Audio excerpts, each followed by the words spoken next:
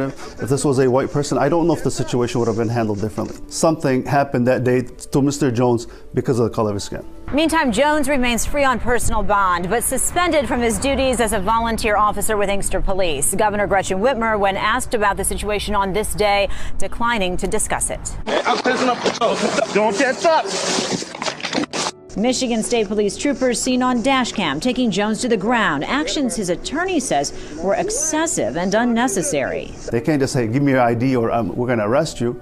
And when Mr. Jones declined to do so, which is everyone's right, this is when they wrestle him to the ground and they tase them, they mace them. Prosecutors say the 26-year-old Jones had a blood alcohol level twice the legal limit, and he had driven drunk for 50 miles from Southfield.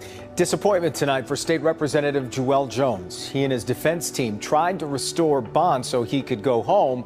It didn't happen, though. Local 4's Rod Maloney has the reason why and a look at where this case is now headed. Michigan State Representative Joel Jones back in court today. Both of his cases, one having to do with resisting arrest and alleged drunk driving, and then another one having to do with a handcuff key, have been merged into one. But he's been behind bars for the past 34 days, and he wanted out of jail. And it didn't happen. Judge Michael Hattie saying he wanted to err on the side of caution. The erratic behavior that was found and violating the court's orders twice lead me to believe I'm putting this defendant position violating again. Jones' new attorney, Byron Nolan, saying his client needs to address issues surrounding alcohol abuse. I think he could benefit from counseling.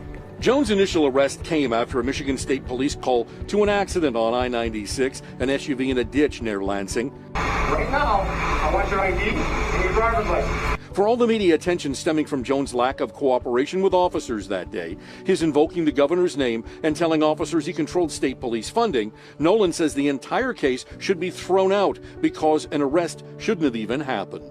Joel Jones was standing behind the ambulance talking to an EMS worker.